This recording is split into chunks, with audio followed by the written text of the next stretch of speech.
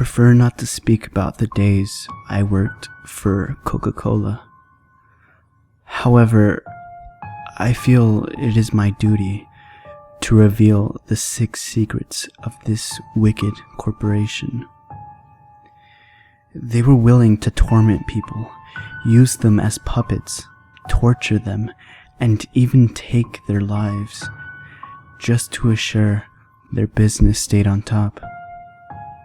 Not many years ago, I would say around 2009, I was gaining acclaim for the diligence and impressive skills I displayed. The manager of our Coca-Cola sector promoted me to oversee the newest project they were testing. It was called Hyper Cola. Energy drinks were rising in popularity, and Coca-Cola had no product to compete in this field. Hyper Cola was planned to alter just that. I had little knowledge on the ingredients within Hyper Cola, for I was merely dealing with marketing for the product. I knew the goal, however, was to create an energy drink that was highly addictive. After briefing with the team developing the beverage, we arrived at the conclusion that the only further thing needed was fan-based opinion. We wanted to gather a wide variety of people to taste the drink. Several people from juvenile to elder, lean to plump, and even lanky to little arrived. We called them the beta testers of our product. As they sipped the soda, all were rather pleased. Following the taste test, we placed all, by my estimation, 15 of them into a room. This room was entirely recreational.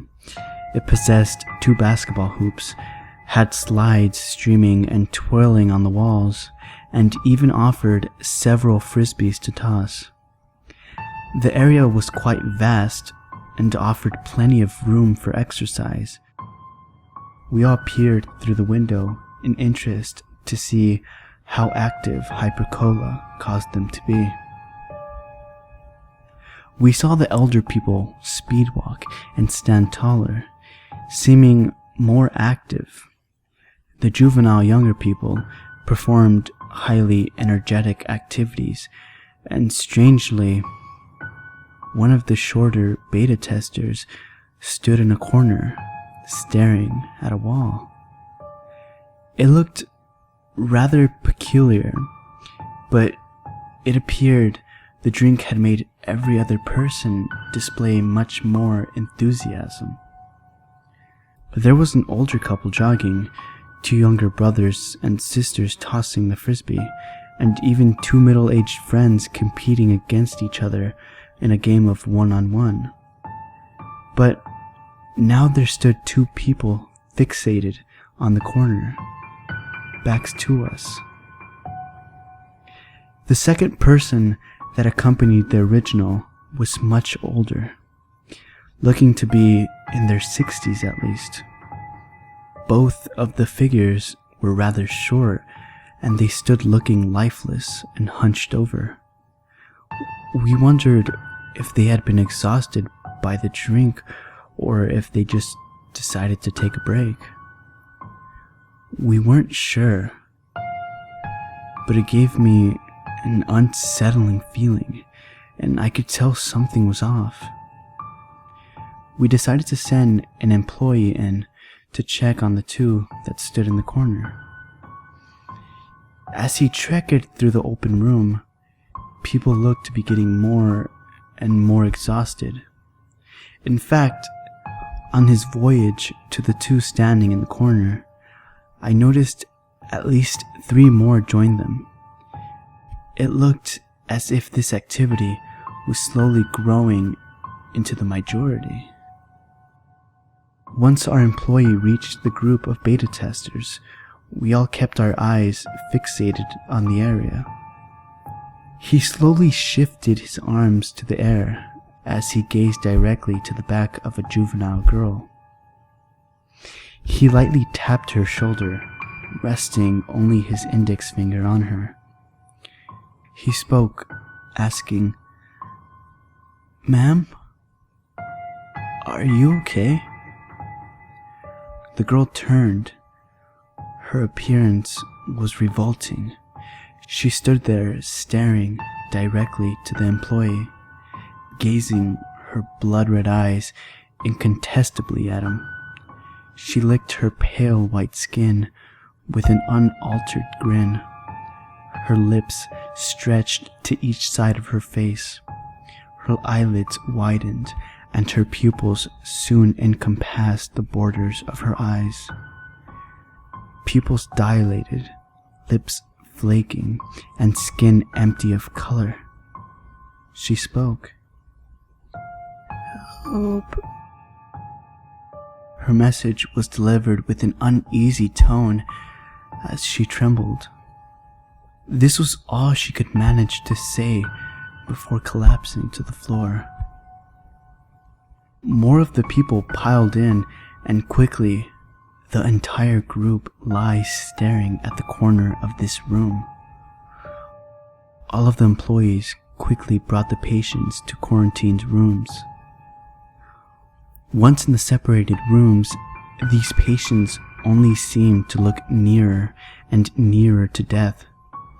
Their skin looked lifeless in coloration, and many of them were profusely vomiting this thickly viscous, neon yellow-looking substance. They even began to say insane things and acted with rather unpredictable behavior. One of the patients began to violently scratch at the walls and expressed little signs of stopping. He was intent with what he did and looked fearful for his life, as if he was begging for every last breath of his life to be released. His peeling lips opened wide, revealing his deteriorating teeth as he shrieked, "Help! Help me!" He continued digging into the walls to the point where his nails snapped and his flesh began to tear. We had workers run in and strap the patient up. However, by the time this happened, his fingers already exposed the bone on his hands. His skin peeled back from his fingertips and his hands were drenched in blood. He was determined to do whatever it was he was trying. Looking at many of the patients, they seemed to slowly be going insane.